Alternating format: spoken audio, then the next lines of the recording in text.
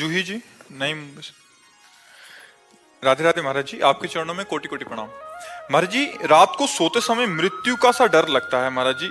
नाम भी लेती हूँ बट भय जा नहीं रहा महाराज जी, क्या? वैसे ये भय बहुत अच्छा है। किसका है ये भय? हमें तो बहुत अच्छा लगता है कि अगर हम भयभीत हैं तो भगवान का चिंतन होगा, भगवान का आश्रय होगा, संसार का आश्रय छूटेगा।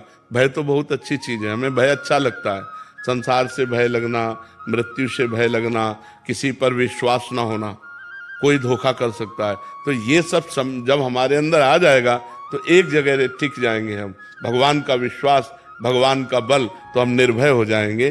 तो उस समय भगवान का चिंतन करते हुए सो, क्योंकि भगवान ही निर्भय करने वाले हैं। और सच अच्छी बात है, हम इसका निषेध नहीं करते, क्योंकि पता नहीं सो के उठे कि ना उठे, है ना।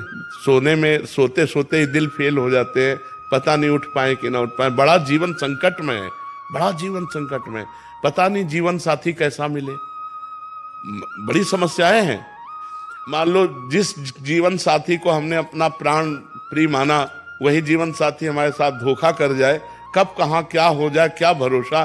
बड़ा अपने पले हुए परिवार को छोड़ करके अनजाने परिवार में जाना, तो हमें लगता है बहुत प्यार सम्मान से लड़की को रखना चाहिए। लड़की को चाहिए कि अपने पति को भगवत भाव से देखे, बड़ा प्यार सम्मान करना चाहिए। आजकल ये सब बातें किताबों में लिखी केवल रह रही हैं, वर्तमान में तो दिख नहीं रही हैं।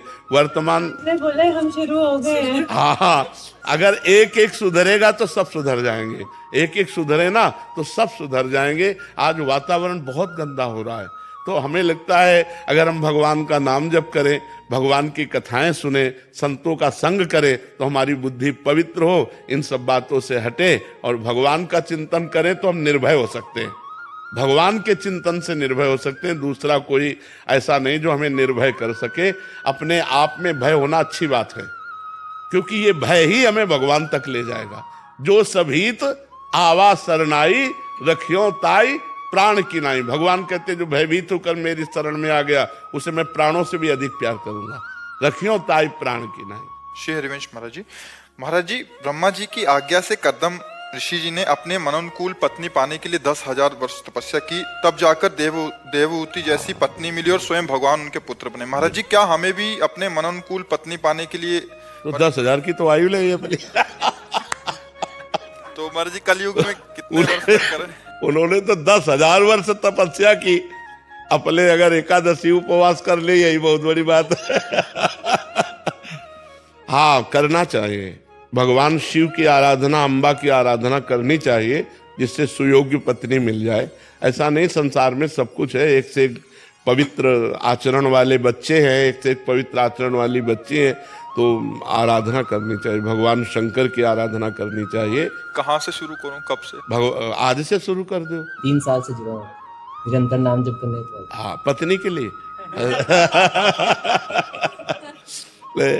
भगवान शंकर को जल चढ़ाओ, बिलपत्र चढ़ाओ, उन्हीं से प्रार्थना करो, अम्बा जी से प्रार्थना करो, वही सुंदर पति या सुंदर पत्नी प्रदान करने में समर्थ है। महाराज जी, बीमा करा दीजिए।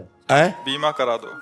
अब वो तो फिर ये चाहते नहीं होती, उसमें तो जब समर्पित हो गए तो अब जोई जोई प्यारो करे सोई में।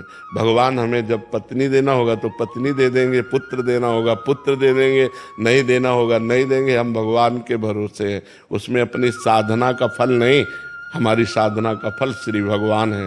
अब वो जो चाहे सो करे, ऐसे चला जाता है। भगवान की शरणागति में बीमा का मतलब कल जो कह रहे थे, वो शरणागति है, पूर्ण शरणागति भगवान की। तो भगवान जोई जोई प्यारो करे, सोई मोहि भावे। जैसे जैसे भगवान जो करे वही हमारे लिए, हम भगवद आश्रित।